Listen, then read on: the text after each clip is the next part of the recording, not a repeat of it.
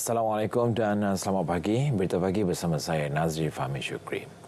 8 juta pengguna perkhidmatan bekalan air di Semenanjung serta wilayah Persekutuan Labuan menikmati pengencuran kenaikan caj cukai jualan dan perkhidmatan SST yang buka kuasa semalam.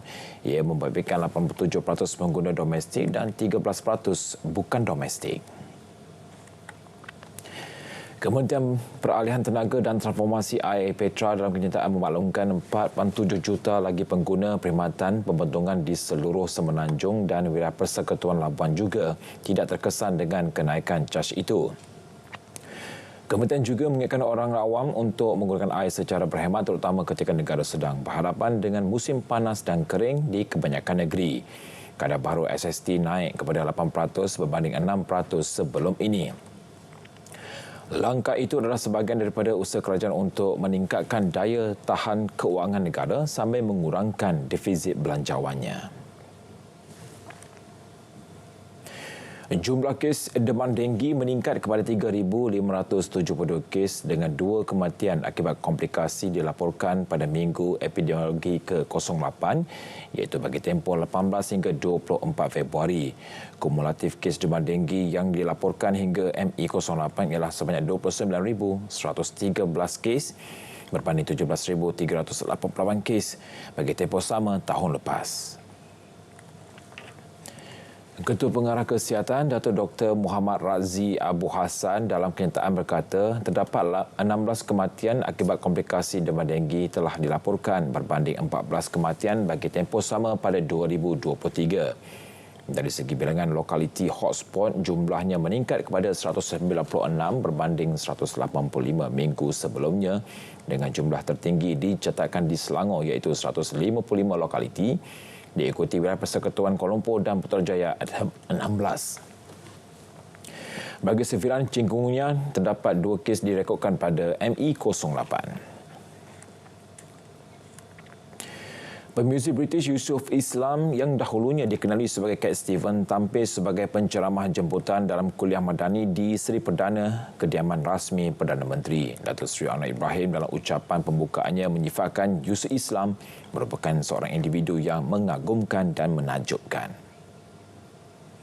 Yusuf Islam dalam syarahannya turut berkongsi perjalanannya ke arah Islam, merenung ajaran dan prinsipnya yang mendalam. Beliau berkongsi perjuangannya dengan prasangka dan berat sebelah masyarakat, akhirnya mencari ketenangan dan bimbingan dalam Al-Quran.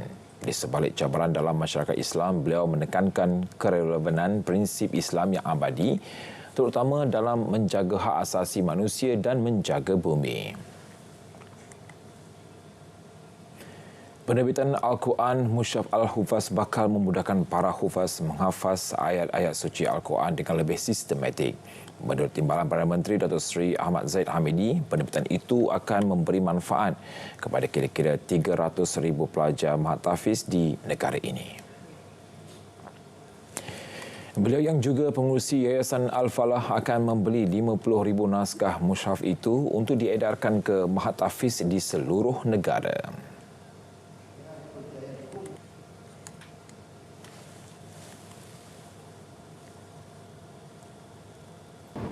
Terdapat 300,000 pelajar-pelajar muhtafiz yang berdaftar dan tidak berdaftar. Tetapi tidak ada satu mushaf yang standard untuk dijadikan sebagai panduan penghafazan Quran secara sistematik. Jadi insya-Allah pertengahan bulan Ramadan ini akan terbit dan akan diedarkan mushaf Al-Hufaz di seluruh muhtafiz.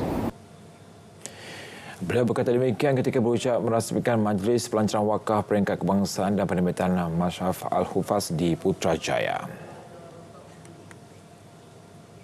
Hasil dapatan Kongres Ekonomi Bumiputra KEB 2024 dijangka merancangkan ekonomi dan memacu pertumbuhan industri golongan perusahaan kecil dan sederhana PKS di Sabah dan Sarawak.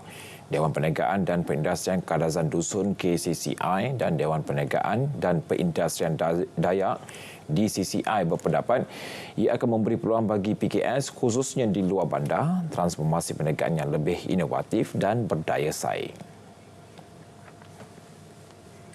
Ini menggabungkan banyak idea. Jadi idea dan juga strategi dan juga action plan lah. So saya rasa kongres ini boleh membantu dengan secara baik dan secara efektif. Lebih berkecimpung dan juga mendapat kesedaran untuk lebih berkembang dan berkecimpung dalam dunia perniagaan lah.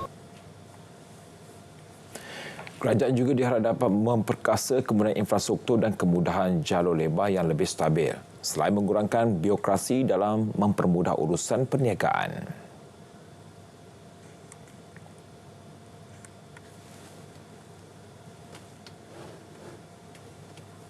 Relax the requirement. Kerana sekarang ni banyak orang tak qualify because the requirement tu very tinggi sikit and also tak boleh fulfill lah. Like for example, even if you have a company, dia minta ini, minta itu. Like you have to have accounts, you have to how many years you have to give your punya accounts lah, company punya profile tu. Lebih 2 juta pencari kerja berdaftar dengan portal My Future Job setakat Disember tahun lepas. Daripada jumlah itu, 46,000 merupakan pencari kerja dalam kalangan golongan orang kelainan upaya, 106,000 lepasan TVET manakala selebihnya kumpulan lain. Menteri Sumber Manusia Steven Sin Chi Kiong berkata dalam hal berkenaan portal My Future Job dan Perkeso bukan hanya berfungsi sebagai pusat pangkalan data pekerjaan tetapi juga sistem dipacu dengan kecerdasan buatan yang memadankan pekerjaan antara majikan dengan pekerja. Beliau berkata demikian ketika berucap pada Majlis Pelancaran Karnival Kerjaya Kementerian Sumber Manusia Madani, My Future Job OKU dan TVET di Shah Alam. Karnival Kerjaya berkenaan menawarkan sebanyak 20,000 peluang pekerjaan melalui penglibatan lebih 100 majikan daripada sektor.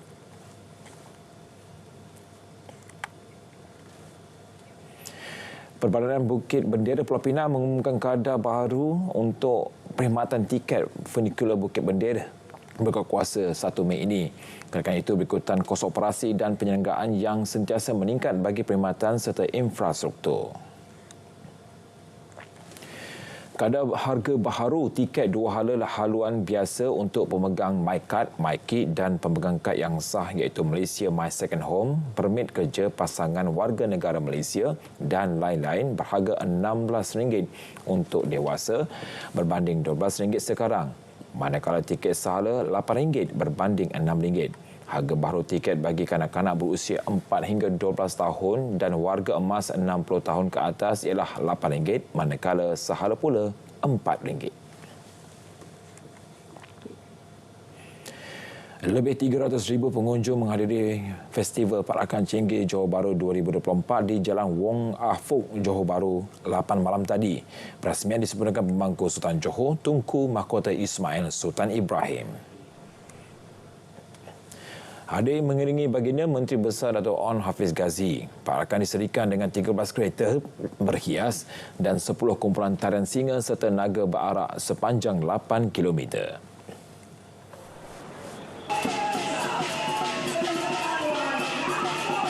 Best lah sebab saya dapat tengok semua bangsa berkumpul dalam satu event ni. So it shows that Malaysia is a diverse country. I live here in Johor Bahru, and it's the second time I see this procession here. I saw it last year as well, so it's very exciting to see it. Well, I like to see the parade because it's so different from what I'm used to. Berita pagi diteruskan dengan edisi Sabah dari Sungai ke Segara, Palestin pasti merdeka. Assalamualaikum dan salam Malaysia Madani.